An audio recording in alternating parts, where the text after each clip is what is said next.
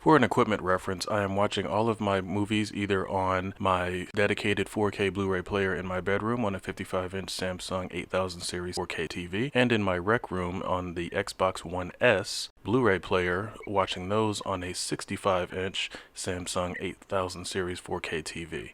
Just to let you know how I'm watching these movies.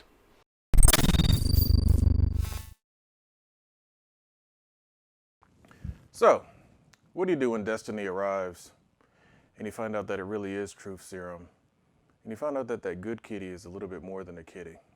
But it's all right. I love you 3000, and just got to figure out what to do with this Peter Tingle. Marvel Phase 3 Part 2. For me, it was Tuesday. So here we are, the big one. The last part of Phase 3, the final 5 movies in the MCU's third phase. Welcome to For Me, It Was Tuesday. I am your host, GQ. Today, we are going to be dealing with the final 5 movies in the third phase of the Marvel Cinematic Universe. But before we get into that, do me a quick favor. Hit the subscribe button. Let him have his fun. Like the video, leave some comments on the video, and of course the other videos that I've done. Check out our Facebook, Instagram, Twitter. Also, make sure that you go to culturejunkies.net and see all the wonderful stuff we've got going on over there. So let's get into it. Marvel Phase 3, Part 2 begins with one of the best films of 2018. Avengers Infinity War. Directed by Anthony and Joe Russo, again, the infamous Russo brothers. You already know it stars a bunch of people. I'm not even gonna run down the entire list, but oh my goodness, this movie had it all. It starts off with Thanos, who is honestly probably goes down in history as the best MCU villain thus far. Josh Brolin does his thing as Thanos in this film, and it was worth the wait.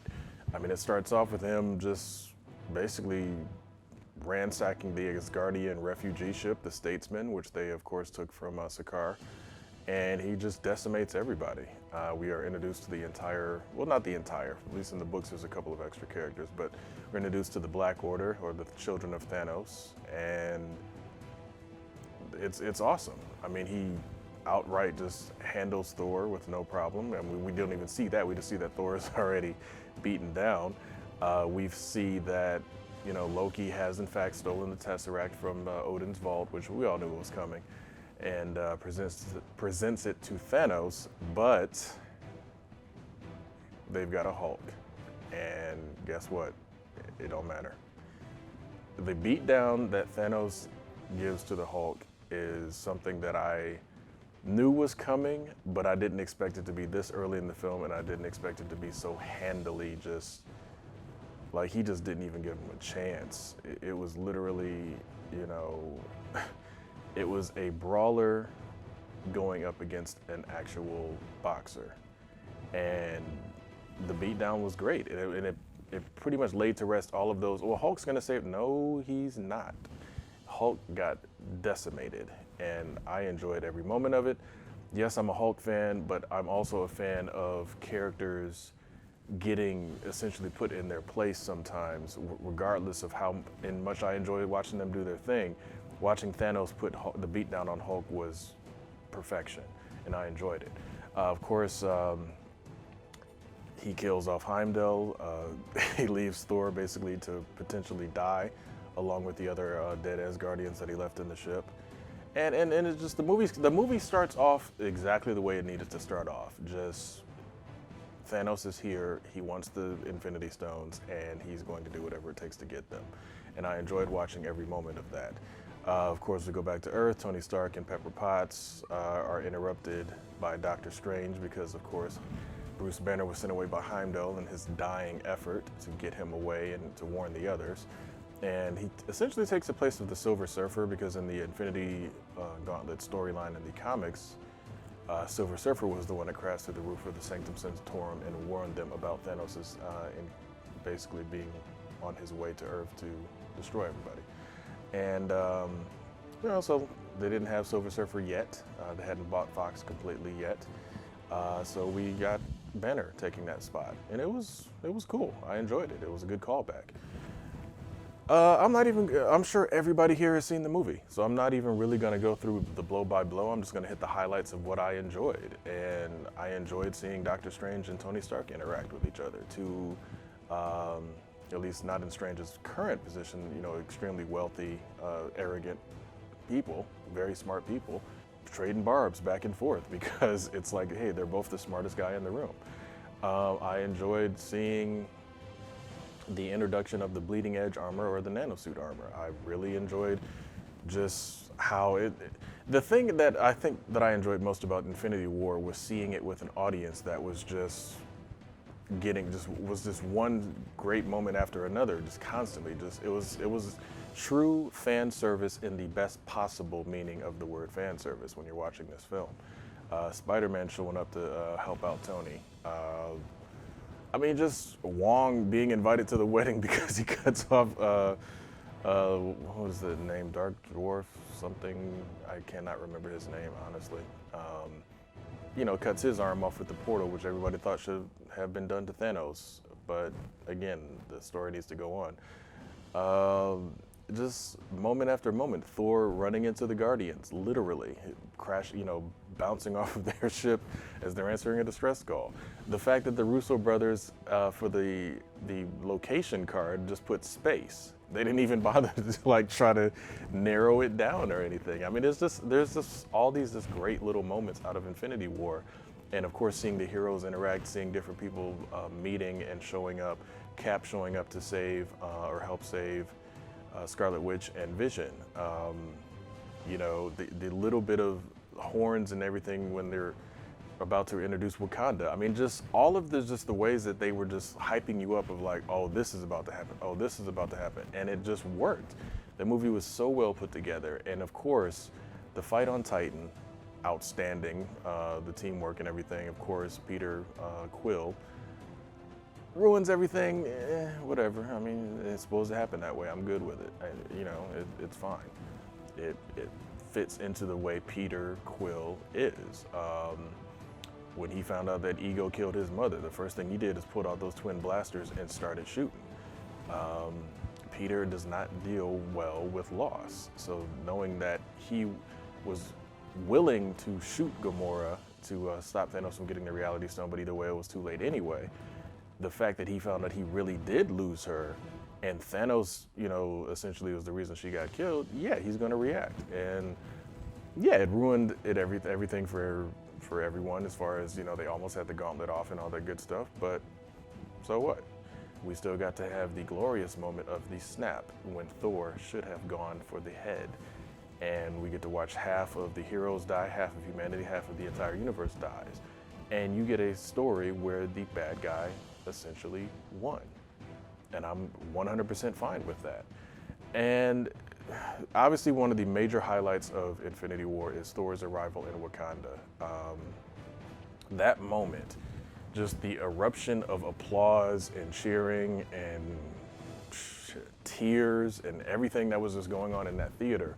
And I saw that movie in the theater, I think 11 times. That actually is the only movie that beat my Transformers record, or Transformers the movie record from the animated movie, not any of the Michael Bay stuff, the animated movie. When I was a kid, I think I saw that one in theaters 9 times. And for the longest, I did not allow any other movie to break that record. But Infinity War was so good, it was like, okay, I gotta see it again. And every time I saw it, yes, as you go along, you get smaller and smaller audiences, but you still get that first response from some people of just stuff, and it just brings up all those memories of that opening night. So yeah, seeing Thor arrive in Wakanda was outstanding. Again, Infinity War, we already know that's one of the best movies that's ever been released. I'm not even gonna continue on that one anymore. Oh yeah, well, might help if I hold the movie up so you see it's the Steelbook. Moving on to Ant-Man and the Wasp. Now, directed by Peyton Reed, I enjoyed the first Ant-Man movie. I didn't expect to. This one brings back, of course, Paul Rudd as Scott Lang, the Ant-Man, Michael Douglas as Hank Pym, introduces Michelle Pfeiffer as Janet Van Dyne, Evangeline Lilly as Hope Van Dyne, also this time gearing up as the Wasp, You also have Walton Goggins as Sonny Birch. A very cool character. I mean, I like him as an actor anyway. He's always been a very entertaining actor to watch. You also have Lawrence Fishburne coming in as Bill Foster, who was explaining that he was originally Goliath. So he was one of the first to get, go big instead of go small. And also you have Hannah John Kamen, I believe is how you pronounce that, as Ava Starr, also known as the Ghost in this movie. And she's a serious cutie. I always thought she was really attractive. So yes, that's my little quick fanboy moment. This movie was good. I think a lot of people went to see this movie initially because it's the first movie after Infinity War. What the heck is going to be the fallout? And I love that this movie was like, okay, we know that we're the first movie after Infinity War, but guess what? We've got a story to tell. And they told their story, and it did not even have anything remotely to do with Infinity War until the after credit sequence. And I appreciated that because it wasn't, okay, you've got all the weight of Infinity War, one of the best movies of the year, sitting on your shoulders. And it's like, yeah, we know that. We'll get to it when it's time. So this one, of course, shows the fallout of Civil War for Ant-Man's character. He's on house arrest. He's doing whatever he can to entertain his daughter, who's still cute as a button. And it's a fun movie. It really shows a lot of character growth for not only Ant-Man's character, but also for Hank Pym's character. And also you get to be introduced to the Wasp. And she's kind of the lead on a lot of things in this film. And it's fun to watch that because it's like, okay, we saw Ant-Man, Scott doing his thing, learning how to use the costume in the first movie. We saw him, get into some fighting in Civil War, of course.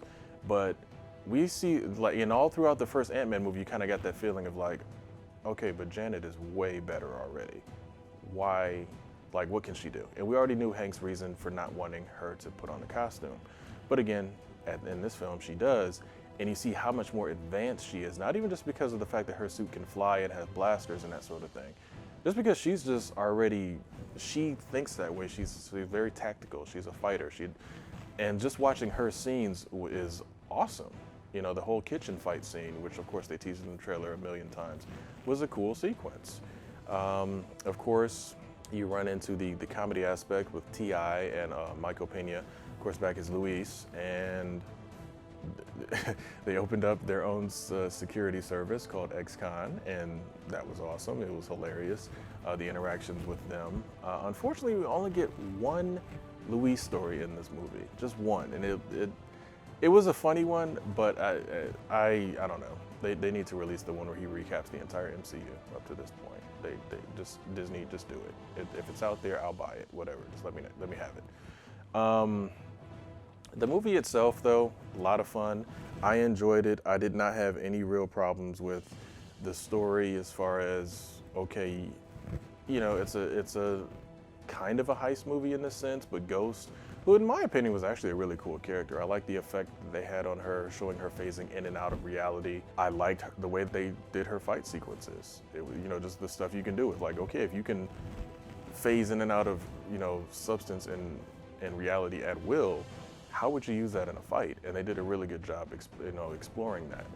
The movie was good, and also this also covers the Infinity War as far as the 4K goes. Again, these films are modern films. They are definitely 4K ready, so the transfer is amazing. No issues there. As far as extras go, also for Infinity War, the standard stuff, you got your gag reel, you got a couple deleted scenes, some behind the scenes featurettes. Nothing that really stands out for the first two films. Nothing, majorly, objectively great for Infinity War or Ant-Man and Wasp as far as extras go. But all in all, I enjoyed the Ant-Man film.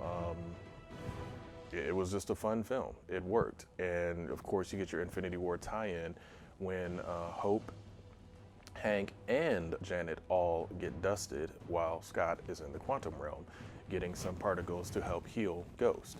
So, hey, there's your tie-in right there. And again, saw it with an audience on opening night.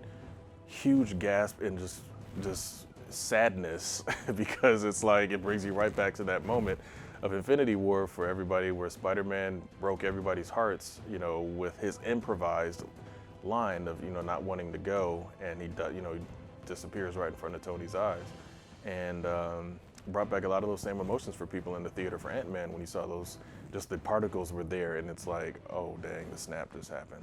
So great movie. Now moving on to one that a lot of people are majorly divided on, Captain Marvel. Now, I was never a Captain Marvel fan, and as far as the books go, I didn't care. Again, she falls into that category that Captain America and Thor and Ant-Man and Guardians of the Galaxy were for me. Heard of them? Even Guardians hadn't really even heard of, but all those other characters heard of them, knew about them basically, but didn't really care, didn't read their books, wasn't all that interested. Captain Marvel, again, almost for me, falls with the same kind of throughput with Thor. Like I said initially in my first MCU video, which you of course can go back and watch, Thor was a character I've heard of but never really paid too much attention to. Captain Marvel, I had heard of the character, mainly because of the connection with her in Rogue from X-Men, where of course Rogue stole her powers from Captain Marvel, or from Carol Danvers. And I don't know, it was just like with that whole connection, it was like, okay, well, that's all I need to know about this character. I'm good. I don't need to read any of her books or whatever. And when they finally said that, okay, we're going to do a movie, all right, well, again, you're in the middle of this extremely impressive run of good movies and movies that I've enjoyed. Hits, some have been not as great as others, but I mean, it's like your track record thus far has been great. Let me see what you got. So, of course, Captain Marvel is directed by Anna Boden and Ryan Fleck. Co-directed, actually. They're obviously two directors co-directing. Stars, of course, Brie Larson as Carol Danvers, Veers, and Captain Marvel. She has 3 identities in this film, and there's a reason for that. Also starring Annette Bening as the Supreme Intelligence, also known as Mar-Vell, also known as, I think it was Kate Dawson was her name on Earth. Of course, Samuel L. Jackson, de-aged, reprising his role as Nick Fury. Also, you have Clark Gregg, also de-aged, reprising his role as Agent Coulson, who in the MCU, as far as the films go, we hadn't seen since he died in Avengers, all the way back in 2012. You also have Ben Mendelsohn coming in as Talos, and I've always liked him as an actor. He did an amazing job in Rogue One. He did a great job as John Daggett in The Dark Knight Rises, where he gets killed off screen, and it sounds like he's laughing. But yeah, I don't know. Then you also have Lashana Lynch as Maria Rambeau. Also, you have Jude Law as Jan Rog, and Djimon Hounsou actually reprising a role as a character who was really one of Ronan's henchmen in the original Guardians of the Galaxy film. But we get to see him earlier in his life in this particular film. Great overall introduction to the character, at least for me. So some people, they're all on the the Brie Larson hate wagon and train of she said what she said about the press and women in film and this and that, and whatever, that's her opinion. For me, it's not like she brought any of that into the character. The story that was being told was truly an empowering women storyline. I don't really have a problem with that. It's like, look, we've got plenty of male heroes out there. You got female heroes as well. So their stories need to be told, and if it's told through the lens of she all her life was told that you're not good enough, mainly because you're a girl, I have no problem with her, doing the female empowerment thing and coming up and proving that she's good, period. Not even just because she's a woman and all of that sort of thing, just because she's powerful in her own right as far as her determination and willingness to keep getting back up after she falls. A lot of people were saying that Brie Larson was very wooden in her performance. I don't really think that's a fair assessment of this particular film. In this sense, she's playing an amnesiac, I think is the way you say that. Basically, she has amnesia through the majority of the film, and her mind is constantly being messed with.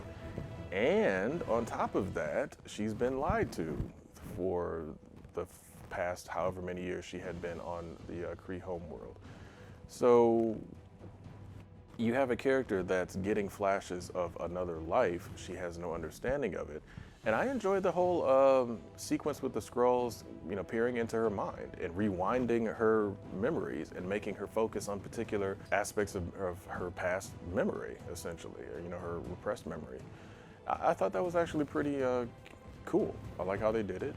I also liked how, and I had a discussion with some of my friends when we first saw this movie, how the scrolls were not just, yes, in the Kree propaganda, they were this menace to be just destroyed on sight, do not, fear them essentially, even though the Kree had won the war years ago and they were just going around just, basically taking out pockets of scrolls wherever they could find them. I liked the switch with the scrolls essentially, more or less in this particular instance, being refugees, would fight when they need to, of course, but I like the sense that, in the comics for the longest time, you've always had the Skrulls as this alien menace, this threat, this, they're infiltrators, they come in, they assume people's identities and kill everybody and this and that. And of course you also had, the secret invasion and the comic line and all that.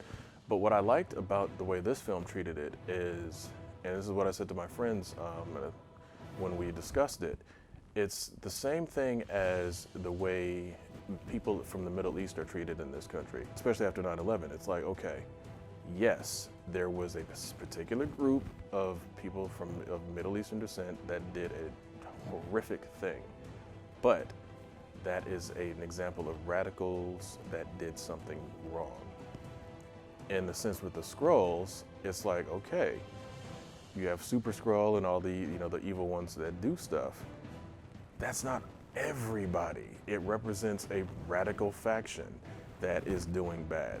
That doesn't mean that everybody that's a Skrull is bad, and I really had to draw that parallel for them. And again, they come from reading the comics and knowing the Skrulls as evil Skrulls, evil Skrulls, evil Skrulls. It's like, yeah, but, and my friends, of course I have a very diverse group of friends, but the particular friends I was talking to at this time were African American. It's like, okay, well, does that mean that every African American that does something bad, we also take the rap for, we also are blamed for it? So it's essentially that same parallel. It's like, just because they're Skrulls and they're evil and have been evil in every single comic book since the dawn of time, that doesn't mean that every single one of them is out to, for blood. It's like, some of them just want to live and have a home. And I enjoyed that take on it. And I really like how they switch things up there. Because again, you start off the standard way. Yeah, they're infiltrating and yeah, they're doing whatever it is they're doing, but they're doing it for a purpose. They're trying to find this hyperdrive engine or change. I forgot what they call it. Was it a change engine? No, change engine is something else. Anyway, it was a hyperdrive power source. Essentially, it was the Tesseract. Again, we're going back to the Tesseract. And that was going to help power their warp engine so they could find a planet away from all of this, just problems, basically. So I like that switch. And Ben Mendelsohn does that dude is just a great actor. Even under all of that makeup, his charm, this poise just comes through. I would be remiss if I don't talk a little bit about how they de-aged Samuel L. Jackson and made it extremely convincing. Obviously, Sam Jackson has been in a ton of movies, so they had a lot of reference footage to pull from, and the way they made it look like he was about 30 years younger was shockingly good. That's all there is to it. Now, his character of Nick Fury was played a little bit more light-hearted. It's probably the only real thing I could say. It was really weird to see him almost melt because of the cat goose that they found. But again, that's how he was directed to play the character. And I love some of the little things they threw in there, the Easter eggs, as far as him not, if he says if toast is cut diagonally, I can't eat it. Yet and still in Avengers Age of Ultron, Fury is cutting a sandwich diagonally and eating it. So And again, there's something coming up in Spider-Man Far From Home that ties all of that together. I'm sure all of you have seen it, but I'm going to leave it at that. As far as extras go, Captain Marvel has the exact same standard fare of extras. You've got your couple of deleted scenes or extended scenes. Nothing really stands out too much on that front. Of course, you got a gag reel. And that's pretty much about it. We, of course, see the scene where Captain Marvel gives him the pager that you see at the end of Infinity War, and that's the end of that movie. We're going to be moving on to Avengers Endgame. Now, man, Avengers Endgame is a mixed bag for a lot of people. It's the fallout of the snap, and I love the fact that the first thing you get is you see just the desperation. They actually had this little subtle nod in the opening logo. They removed all of the characters who had actually been snapped away. I will show them to you side by side so you can see, but they actually got rid of characters like Black Panther and Groot and Bucky Barnes and anybody that was actually snapped away. Very cool touch. You've got Tony, floating out. I'm sorry, you start off with Hawkeye, actually. You catch up with Hawkeye, who we hadn't seen since Civil War. And he loses his family right in front of him. Now, I have this weird little theory. It's probably nothing, but it's just me as far as food goes. I think Hawkeye's wife is a Skrull or something, because she asks while they're about to have hot dogs, who wants mayo on their hot dog? And no human would ever put mayo on a hot dog that I can think of. No, I don't even know if I want to try it. So Linda Cardellini, love you because you're awesome, but mayo on a hot dog, no, absolutely not, ever, ever, ever. But I love how it starts off with desperation. You've got Tony Stark and Nebula floating out in the middle of nowhere playing, paper football. And he's leaving Pepper Potts a final, potentially death message. And it just shows that it's like, look, even Tony Stark is, 22 days out floating in space and don't know how they're going to get home. He's just out there and he's feeling it. And I love how they immediately stick the knife in and twist a little bit, because all the people hating on Captain Marvel, even though that movie made $1 billion, she's the one that comes up and saves the two of them and brings them back to Earth. And I like how they emaciated Tony Stark a little bit, like kind of made him look thinner digitally.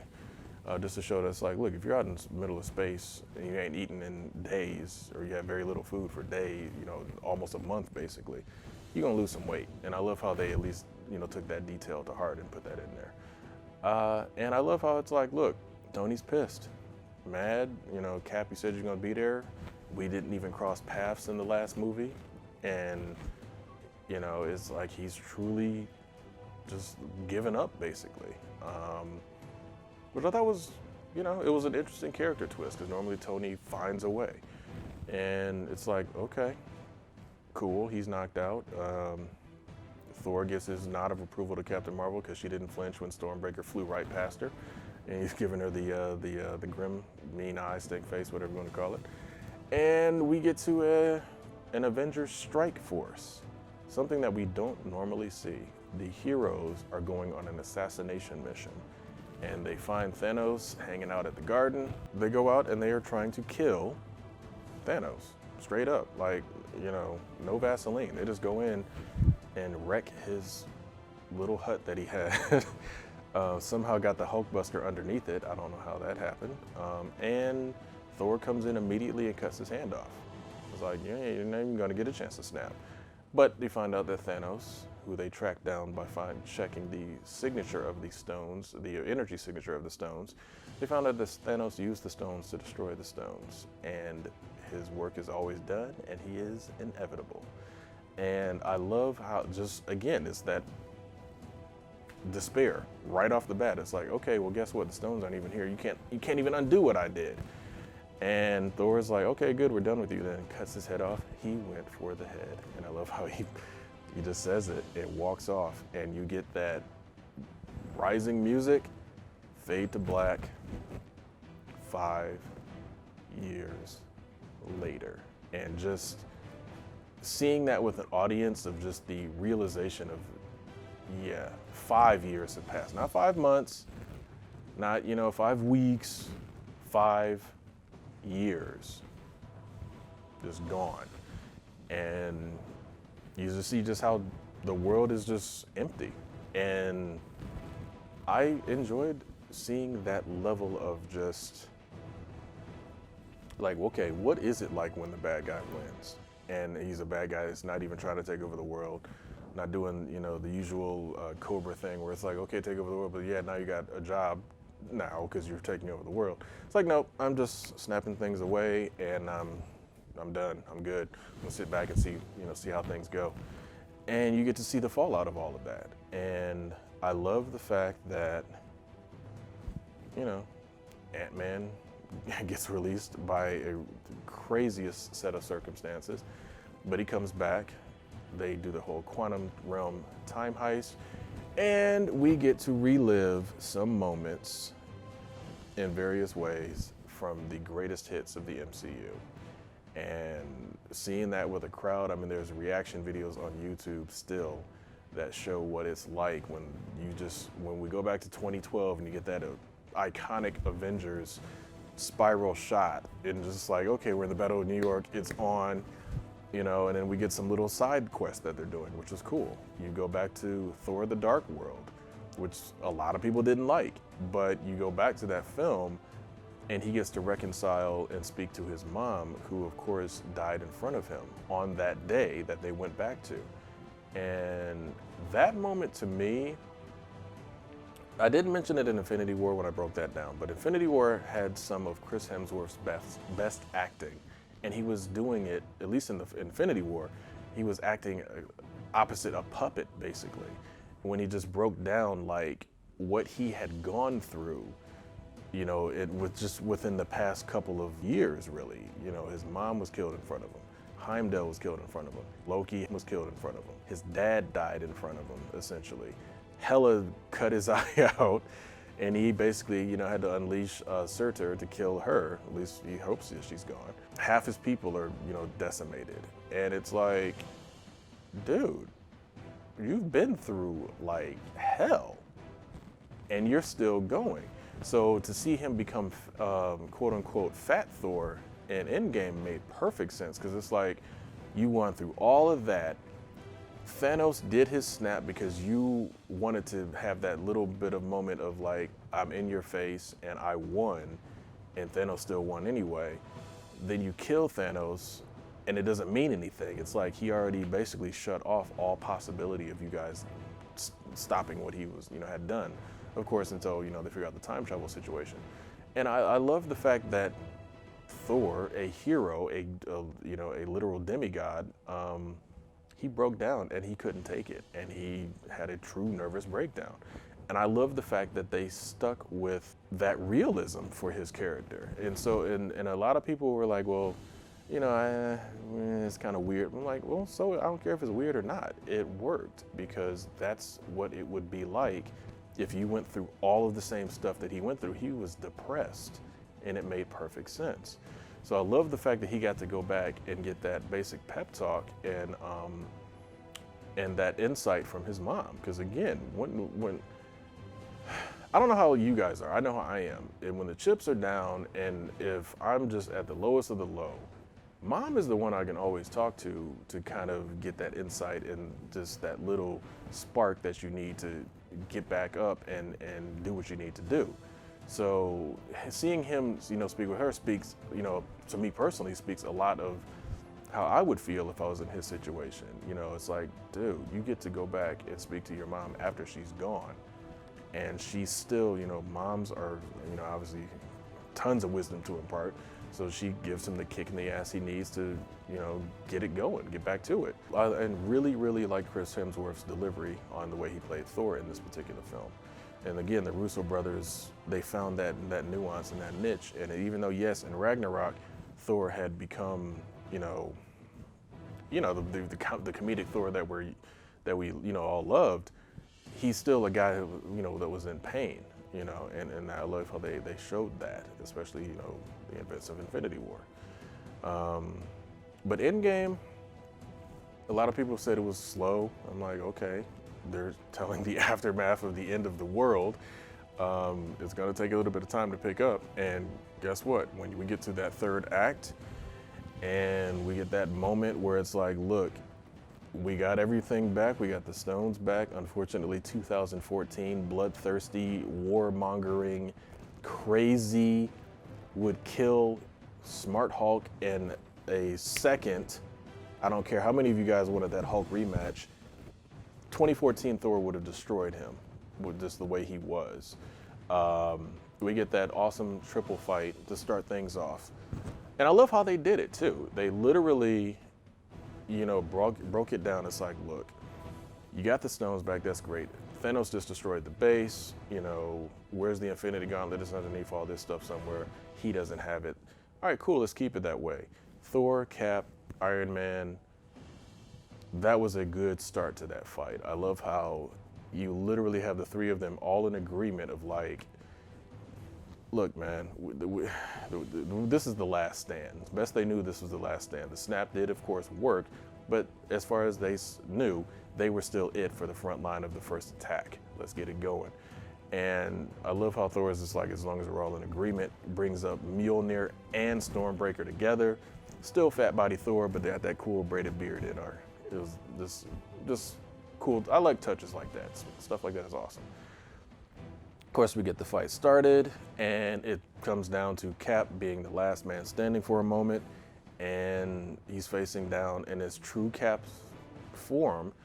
Even back to that callback to a line they gave to Sharon Carter in Civil War, which actually was truly from the comics, a Captain America quote, as if the entire world is standing against you and telling you to move, you plant yourself like a tree and say you move.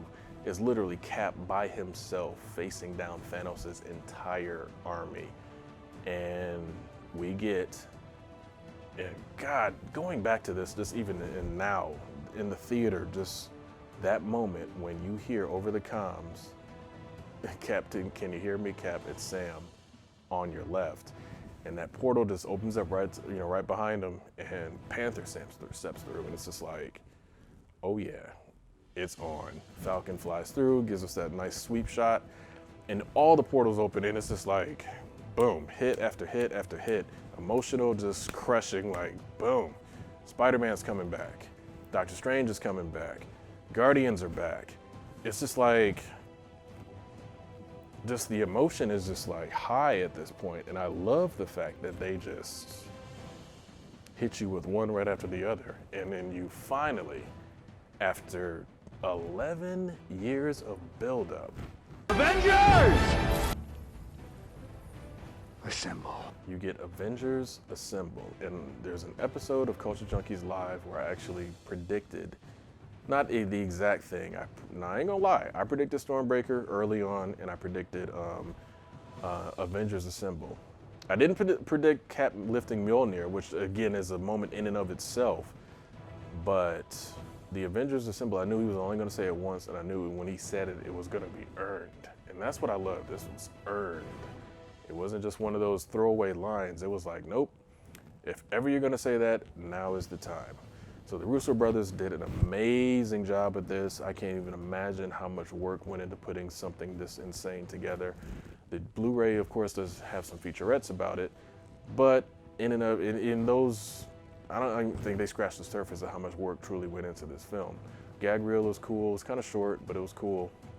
Of course, you got a few deleted scenes, because yes, we all know Iron Man does die, and there's not much more that can be said about Avengers Endgame. The movie was just outstanding.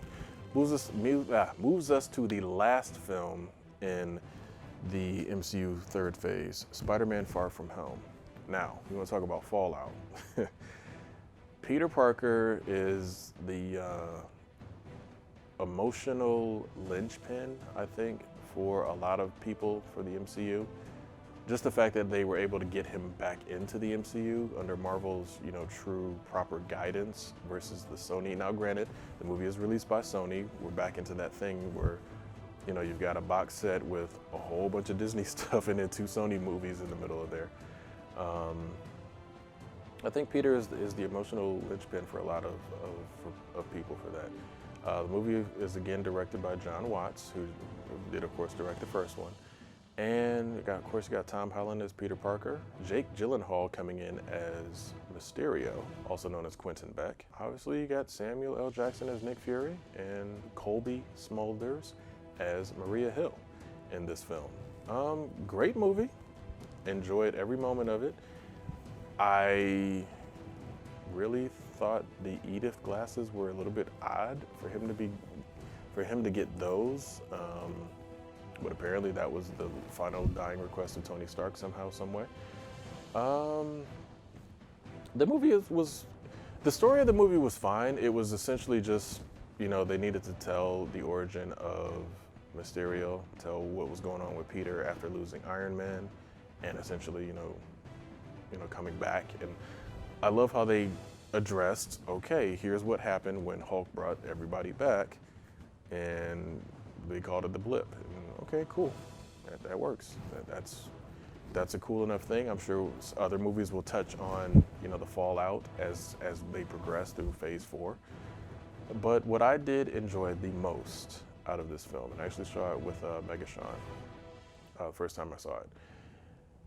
Mysterio's illusion effects, oh my goodness. The whole sequence of him messing with Peter and just basically breaking him down with illusions was outstanding. And I love the way it was done. I love how he had Peter thinking he was fighting against all these various things, and then you get that little flash of reality of like, yeah, you think you're webbing up a giant Mysterio. No, you're about to pull a crane on top of yourself. I mean, just the way it was done, appearing right behind him just to have him throw a punch and hit a concrete stanchion in a building. Just the way that he just messed with Peter in that sequence was gold. Like, it was just top notch. That is, if they could translate that into a video game in the exact same way, fighting against Mysterio, that would be like one of the best boss fights ever. And Jake Gyllenhaal knocks it out of the park in this role. I love how he starts off, presents himself as a friend, presents himself as somebody from the multiverse. I love the 616 nod. He claims that this is Universe 616, which of course is the Marvel 616 universe that we are normally dealing with. And I love how he just basically starts it off as, hey, Peter, I understand, like, you're a kid. What do you really want? Do you want this hero life? Do you want to do this? What do you want? And he actually presents himself like a friend and a potentially, and it tricks Peter enough to think, okay, well, this is the next Tony Stark. And he gives him the Edith glasses, which is a horrible idea. But again, he's a kid. So I enjoyed how they nurtured that relationship just to have it just become ultimate betrayal when, like, he, Beck gets what he wants. And I love how you have that sequence in the bar. And even the fact that, like, a lot of those people that are in the bar showed up in the movie a little bit ahead of time if you were paying attention. And even the sequence in Venice where they walk right past Quentin Beck watching his class. I enjoyed that. And I love the fact that you got that little bit of feeling of, like, Beck actually having, feeling a little bit sorry for what he was doing to Peter. Until he pissed him off, and then of course it's like, look, whatever, man. It's like, I gotta do what I gotta do. I got a plan here. And I really enjoyed the whole story. I mean, as written, the Spider-Man story was very entertaining. And it, answered a lot of those questions that people had about the fallout of Endgame. And it did what it needed to do. And the fact that Quentin Beck outed Peter Parker as Spider-Man at the end of the movie was like, dude, what are you guys gonna do next? This is insane. And going back to what I was saying earlier, the fact that Sam Jackson and Colby Smulders' characters were played by Skrulls in this film was phenomenal, because it gives you that question of, where the hell has Nick Fury been all this time? And you get a little glimpse of it in the after credits, where it seems like he's putting together Sword. So we'll see. I mean, again, it's to be determined. MCU has got 2 more phases announced. We don't know which films are going to be made when, because obviously we're going through a little bit of a world global crisis right now. But I'm gonna leave you guys with these final words. For many of you out there, when the time came and destiny arrived, and you saw a little van drive underneath another car and grow to a huge size and just knock that other car out of the way. And then you saw an actress who did a great job as Envy in Scott Pilgrim vs. the World, but a lot of people were mad at her because she said a few things at the press. But then you saw the entire world, half of it anyway, get decimated and just disappeared and destroyed. And even after all that, we found out that people still loved each other. It was nice, and they loved them 3,000. And we find out that Aunt May knows about Peter Tingle. For all of you, that was a lot to digest and deal with. But for me, It was Tuesday. I'll see you guys next time.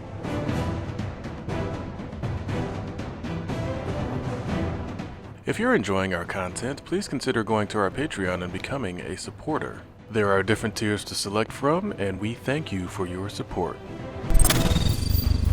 Culture Junkies!